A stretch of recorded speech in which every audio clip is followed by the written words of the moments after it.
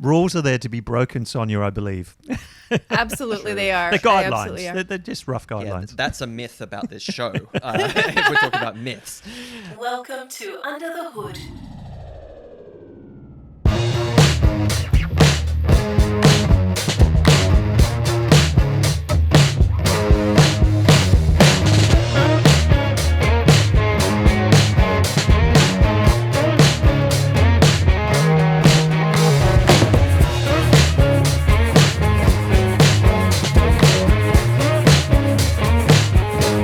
Welcome back, ladies and gentlemen, to another episode of Under the Hood, the show for marketing and sales professionals about all the latest tech, tools, and trends that you may or may not have heard of. I am Gabe McCarthy, joined, as always, by the lovely Tony Eades. Thank you. Nice to see you, and you're super excited. I am super excited, and there's a More than reason normal. More than normal. more than normal, which is a little disturbing. Yeah, because, I reckon you usually- might have got some sleep last night because with a newborn baby, if you've watched earlier episodes, he doesn't get much sleep, but maybe you did last night. I like how these episodes are just tracking my sleep patterns now as being a new dad. Yes, you can tell by your red eyes whether you've had a good night's sleep or not. But no, I am excited, Tony, but not because of the reasons why you might think. I'm actually excited, and for the audience, if you've read today's episode and know what the topic is, you may have seen we have a special guest. Ladies and gentlemen, before I introduce this guest, I want everyone to just remember that we are at the Bella Vista Hotel. We want to thank you for having us, and remember to subscribe as well. But without further ado, I want to introduce this lovely person we have on today, all the way from Florida. Mm-hmm. She helps brands grow by showing more customers they belong as an inclusive brand strategist, coach, and consultant.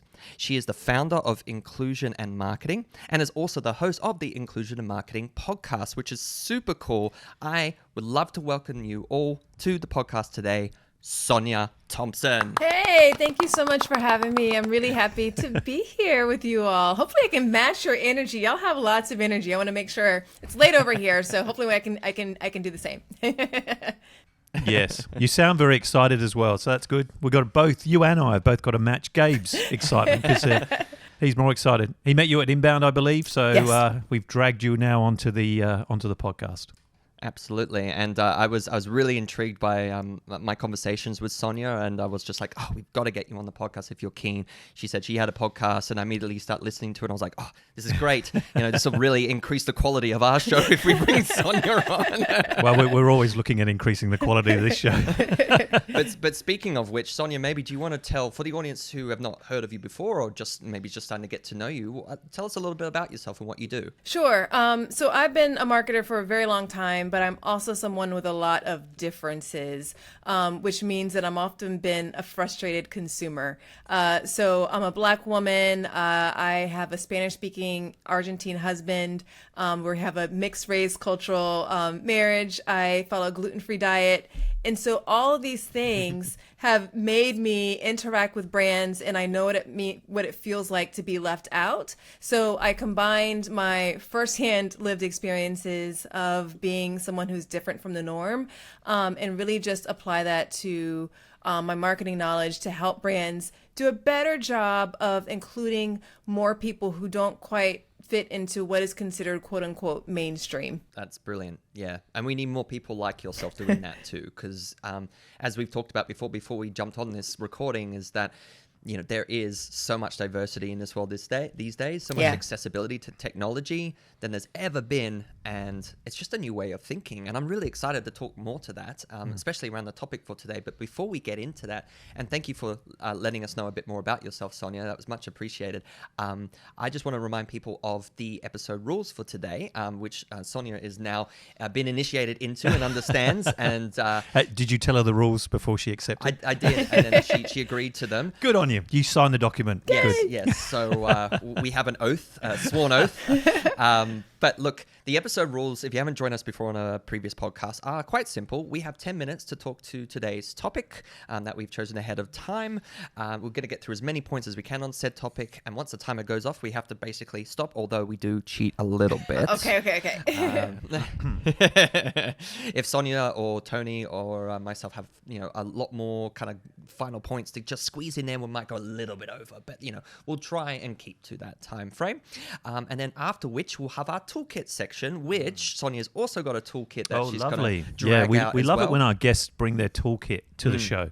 It's cool. I like to compare toolkits and see who's got the more flashier new version of the toolkit.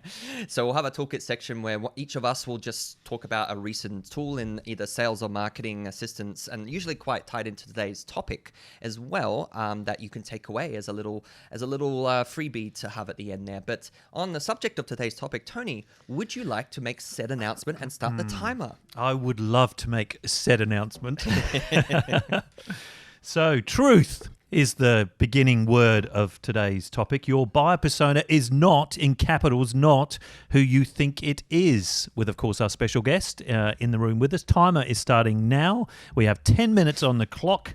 So let's start with problems. Examples. Oh, so many that we have to get through, and I don't know if we're going to get It's not through going to be all a of them. negative show, by the way. We're just going to start with the negative and work our way up from there. Up to the positive, yes. It's going to be this incline graph. So look, So what is a persona? a persona, Tony, as defined by HubSpot, is actually the persona acts to help develop strategies and attract and internalize and relate to those ideal customers as real humans. Note that, real humans, okay? Having a deep understanding of the buyer persona informs any business actively that relates to a customer acquisition or retention. Right?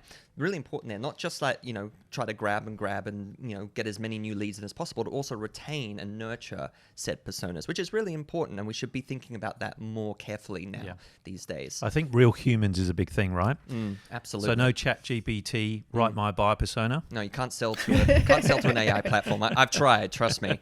They just don't buy. No, They're they too just smart. don't buy into it. No, No emotion. They've seen too much. But look, the problems we're seeing around buyer personas as well, to go off the back of that topic, is that solid persona documentation doesn't actually exist a lot for many organizations we deal with, at least. And Sonia, I'm sure you could probably speak to similar experiences. And persona documentation that does exist too often has biased opinions or guesses or assumptions made about their audiences and their buyer personas based upon history of the person working in the organization. There's little to no actual market research or data that supports it a lot of the time too, which is quite concerning. That's crazy, isn't it, when you it think is. about it? Do you find that, Sonia? Yeah, a lot of people really just make their personas based upon themselves. A lot of times businesses are solving a problem based upon where they used to be. So they use what they know. But the problem is most of us, we serve a lot of customers who are very different from who we are. So the world is very diverse in terms of a number of different forms of identity. So if we focus it just on who we are or our friend group, we're going to leave a lot of people out. Yeah, So that's true. that bias stuff you were just talking about, So right? true. And Because then you know like- yourself better than you know your customer, which is wrong. It's in reverse of what you should be doing. I know it's incredible to think that we've still got that bias. It's amazing. We need to see outside of ourselves, and that ultimately then it dominoes into then how your company is perceived as well. You get poor brand perception because of sort of a misalignment and missed opportunities as well, and ultimately you don't get as many sales as you would like to because you're missing those opportunities, and then your company growth suffers. And to that point, that personalizing the experiences as well of those personas too, Tony, you had some points to make around that. Yeah, because I suppose people are looking at it still, as you said, most organizations don't have a persona or a persona documentation. You're thinking, well, why wouldn't you? So here's a stat if you don't have one, because if you know your persona, you can personalize the marketing experience. But really knowing your audience allows you to personalize that experience. And why is it important? Because call to actions that are personalized, call to actions, as we talk about them on this show, 202% better than just a basic CTA for everybody. And after analyzing and comparing more than 330,000 CTAs, this is again from HubSpot, over a 6-month time frame, they found that these personalized CTAs just converted twice as better than existing general CTAs. Do you agree with that, Sonia? I do. And I want to go back to what Gabe said earlier around buyer personas. We have to think about these as people. And those call to actions really come whenever they're personalized because people are able to see themselves in whatever it is that you've presented. I was doing some research with a woman last week. We were doing some going through different websites to see how she felt about could she see herself reflected in them? Is what the company was presenting, was it something that spoke to her? And she was like, man, I'm really somebody who's approaching a certain age. She's middle-aged, I would guess. And she just felt like, why are all the people so young looking? And she was starting to just really have a hard time seeing herself reflected, and just more so from an age standpoint. And it was a missed opportunity, because you mentioned that before, from the company standpoint, because when people don't see themselves or who they aspire to be, it really prevents them from taking the next step forward with you. So it could be the exact person that you want to serve, but just because they don't see themselves in what it is that you're doing, whether that's how you're speaking or the photos that you're using or the examples that you're using, is going to put up a barrier for them that's going to not allow them to follow through with that call to action that you've given. Yeah, and I think that's so important. When you look at bounce rates on a homepage, if you go to the homepage of your website, and as you said, the pictures are not conducive with you, that you don't see yourself in those. I like the way you said that. You've got to see yourself in the especially on the homepage, because that's why these bounce rates. People are going to say, no, this isn't for me. They're more for young people, or whatever it might be, and you're going to go off somewhere else because you haven't really understood it. And it's not like technology limits us from doing that, by catering to all different audiences with different imagery, different colors, even different fonts, like accessibility, things for people who have, poor eyesight, all that kind of stuff.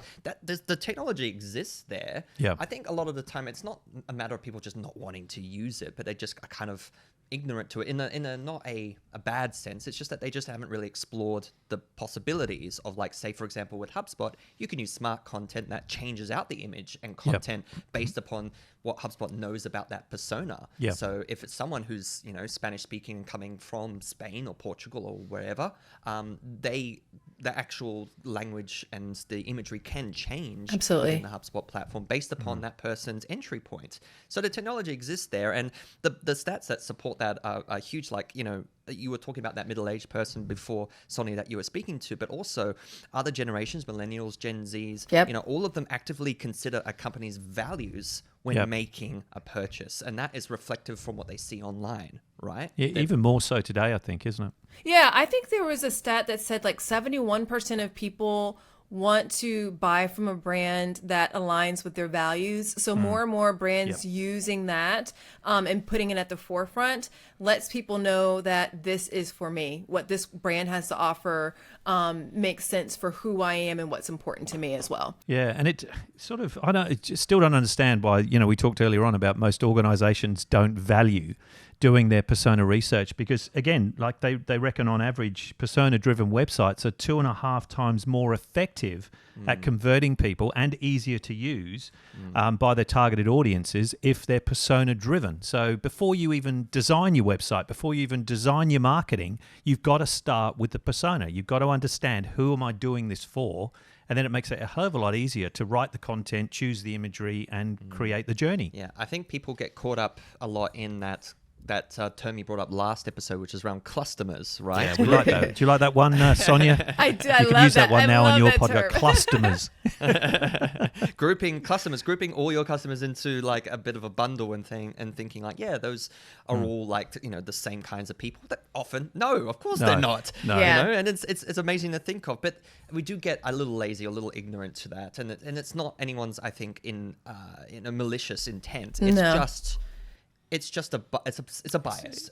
And it's laziness as well. Well, I think if you think of it in terms of like, if let's say you're going to host a dinner party, these days more and more, a lot of people have different things of which, in terms of what they eat and what they don't. You're going to have some vegetarians. You might have some people who are meat like me, who are gluten-free. You have some people, maybe they don't eat pork for religious reasons. There are a number of things that you have to take in consideration. But if you don't know those things about your guests in advance, you're going to show up, you're going to host a party where a lot of people are going to be either leaving hungry and upset and cranky, or they're just going to be mad that you didn't take the time to create an environment that would work for all the people who you've invited to come and eat with you.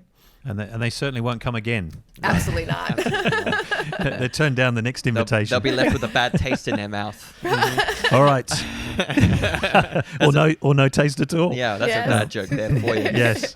So can we talk a little bit about the myths then around the buyer personas Yes. too, and just sort of debunk a lot of these, and then talk about like how we can actually approach, Yes. this angle of the actual buyer persona that exists these days. I think one of the biggest myths that I think people make, those that do the buyer personas, is that the myth you only need to create a buyer persona once. They said that job's done, tick, move on, because they're changing. Even the people you're selling to this year are different to the people you sold to last year. Same kind of persona, but things have changed, and even years before, pandemics and everything else have completely shifted people's values and perspectives on things. Yeah. And then a good buyer persona, we talk about, contains as much information as possible. Like, again, like the customer effect, trying to shove everything into one person's description. Like, do you see that often, Sonia, as well? Is that everyone's just trying to condense everything into one answer? If Right. that makes sense. Right. And one of the other myths I would say that people need to caution is thinking that they really need to, if they say, oh, wait, our customer group is going to be 24 to 44-year-old people, and they focus more so on their psychographic behaviors, but they don't actually get specific. All right, does that 22 to 44-year-old group, do they all have the same religion? Are they married? Are they single? Do they have children? Are they of the same race? Do they speak the same language? So going through and making sure that you're being very specific about who are the people and the identities that they have that you want to serve, and just going through and being very choiceful, not to mean that you have to serve everyone, but be very specific about who those people are and the identities that they could hold, as it relates to who you're going to be including in the personas that you're writing. 100%. And, oh no, the Yes, timer went off. We had the timer just go off, but I just realised we say one of the rules is 10 minutes to talk aloud, but we didn't say how many 10 minutes, so I'm just starting it again. Because this is great conversation, right? This is so relevant, especially... See, we always find a little loophole. Yeah, I read the small in this print. show. So we're off again. So I don't even know why we have rules, to be honest. Rules are there to be broken, Sonia, I believe. Absolutely, they are. They're They absolutely guidelines. are. They're just rough Yeah, guidelines. that's a myth about this show. If we're talking about myths. But we still got to talk about what we should be doing and all of that kind of stuff. We should be talking about that, yeah. Just to finalize those myth points, making sure that, you're not creating too many personas or unnecessary ones, making a choice about the set personas that you choose, and know that those interactions are always changing for your personas, and that you should be also reviewing your negative personas as well about who that's you a good don't one. want to attract. Yeah. Yes. There's two sides to every coin, and honestly, it's not making so much of a biased choice about, you'll never be able to target these people, but they're not necessarily those people that you would always deem as, of value to you and your organization for whatever product or service you offer. Yeah. So Yeah. there's no intrinsic or malicious point to it, but sorry, Sonia, you were going to say? I was. One other thing that I want to make sure that people are doing is don't be so superficial with your personas. So you can write down, okay, here are the identities that we want to serve.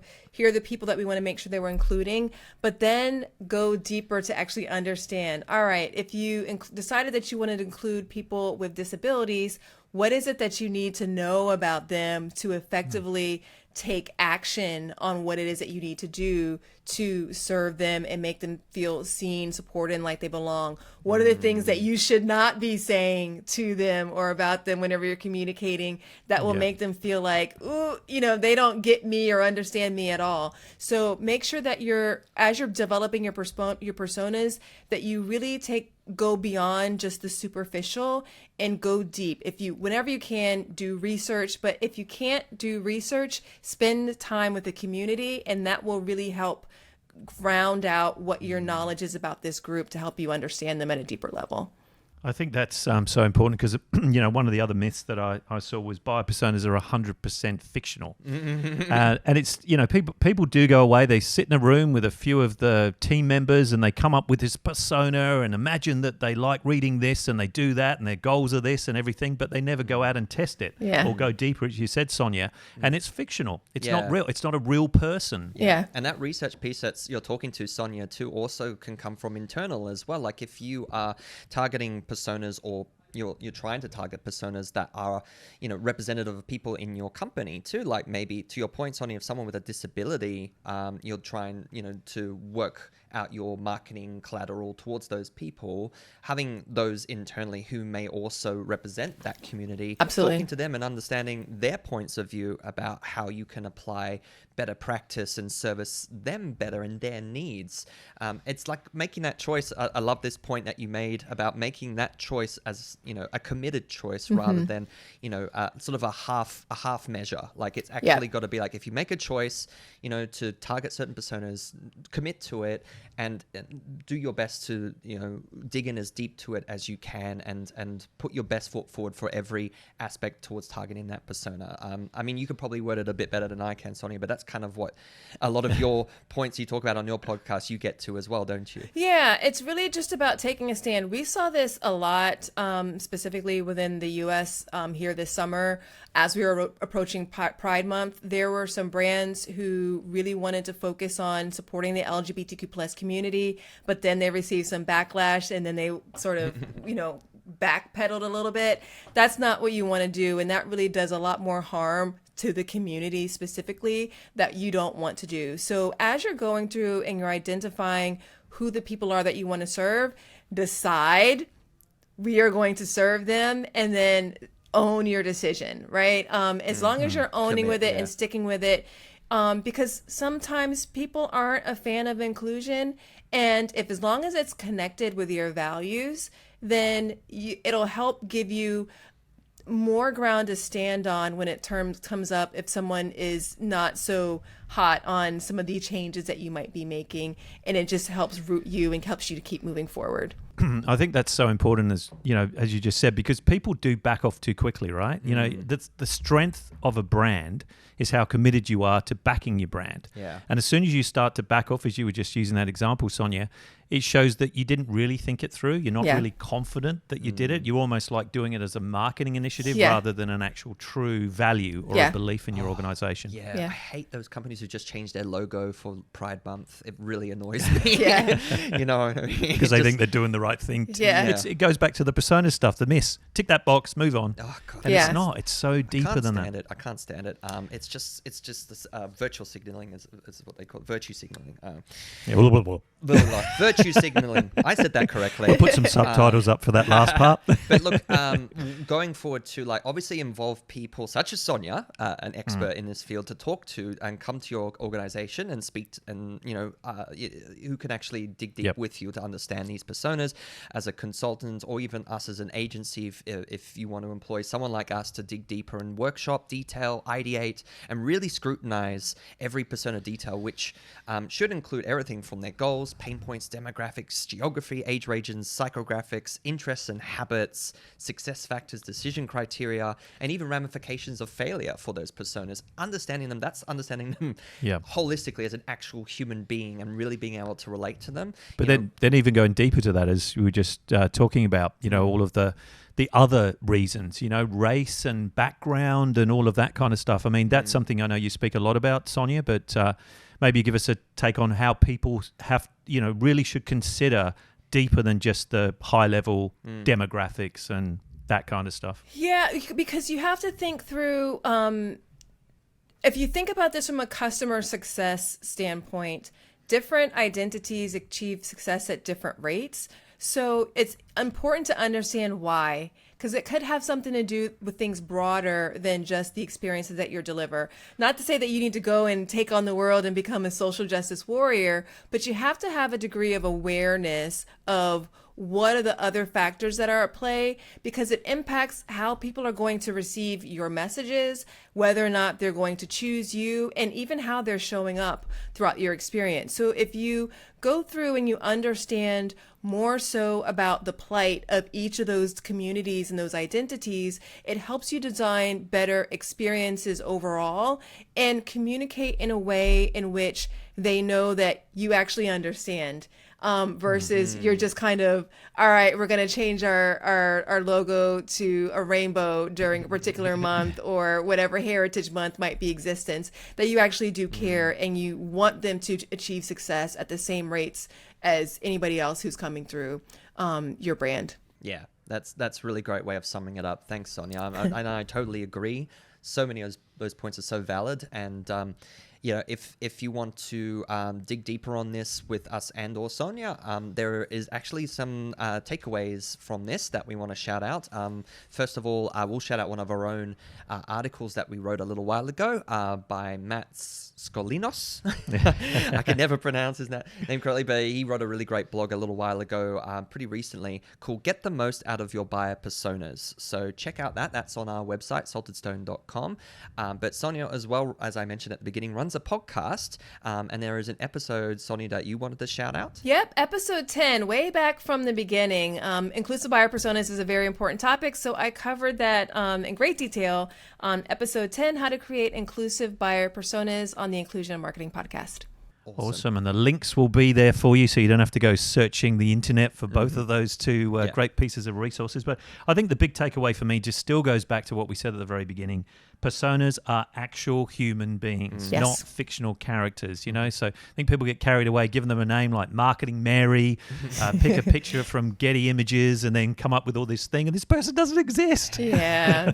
It's so true. And then the success of or the failures of the company really truly reflects that angle that they took. So, and if you don't do personas, start doing them. I still can't believe that. Organizations in this modern day and age that don't start with personas. Do them. They're foundational and they're key. And do them now. Yes. And look, and that's actually brings us up to 20 minutes. Well, there you go. This is a bonus episode, by the way, so we're not charging you any extra for this one. Do we charge people? I never knew we did. I've been charging them. Oh, no. Oh, geez. Oh, sorry. Maybe I should see a little bit of that revenue. That'd be nice. Thanks for that. Well, I'm splitting it with Sonia for this one. So sorry. I see. That's fine. Well, here's the thing. Whenever we have a special guest on like Sonia, we should just increase the episode by double, I think, because, I mean, there's so much double to the talk about. value now having Sonia here, Well, actual really even better value than we used to have. I think it's gone up. The quality of the show, I can tell, has already gone up. The graph is shooting up like that. Yeah, I think 400%. So, Sonia, you and I will do the next episode. We give Gabe the day off. Glad That's to fine. do it. I'll just Glad come to here. do it. I'll set up the equipment and leave. He's become the roadie. Yeah, but with that said, a roadie has what we call a...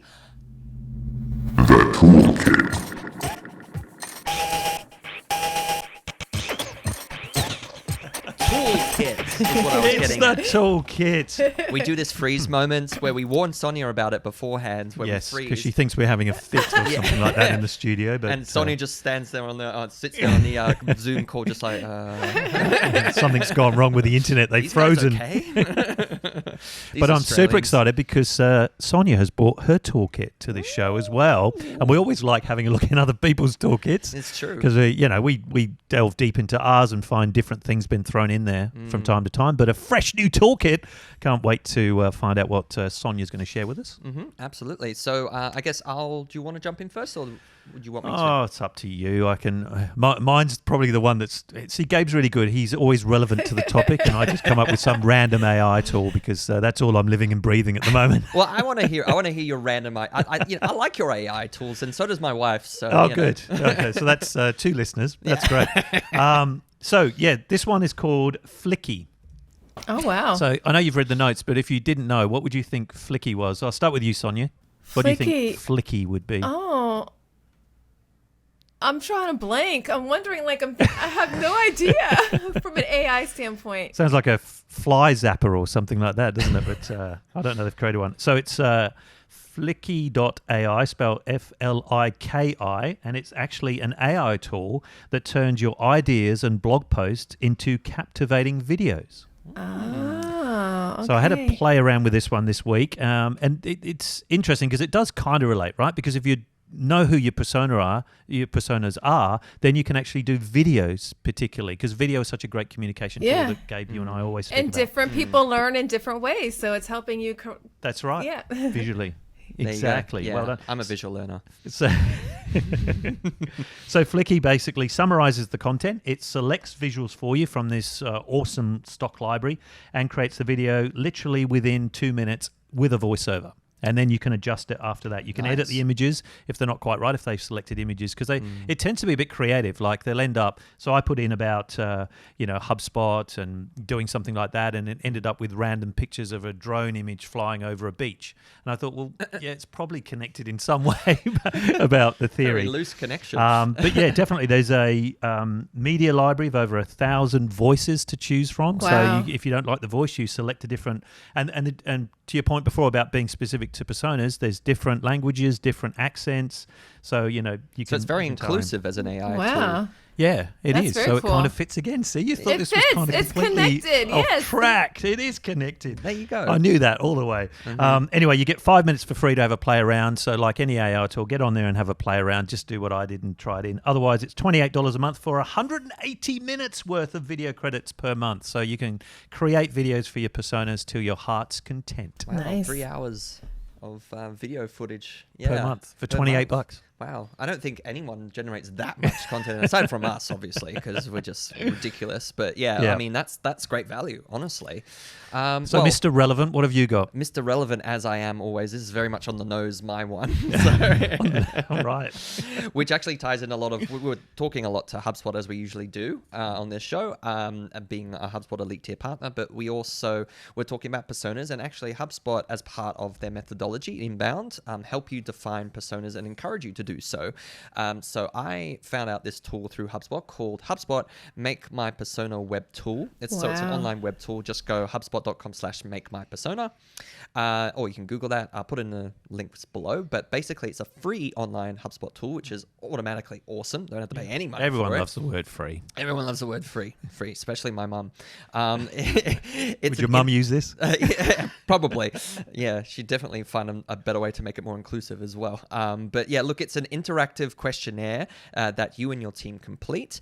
And at the end, it gives you a starting point for shaping up your buyer persona. Now, a starting point being that it's not really going to be like the final version of it. It's going to be a very sort of, templated, generic kind of look, which, as It we were has to be, though, doesn't it? it kind of has to start. That gives you Yeah. like a baseline, Yeah. basically. But obviously, to what Sonia and stuff talks to a lot is that you have to then take that and grow it with your team, and then really scrutinize every single point of it, every demographic that gets called out, every job responsibility that it lists, all the age, demographics, social networks they might use, etc. It all gets listed based upon what you filled in, and gives you that recommendation. It actually presents it in a really nice format too, a nice templated cool. format. But then you need to take that and then evolve it further. So download it, export it once you've done it online, and then work with your team to improve it. So that's my toolkit for today. Very cool. Very nice. All right, so the one that I'm bringing to you is called POC Stock. POC stands for People of Color.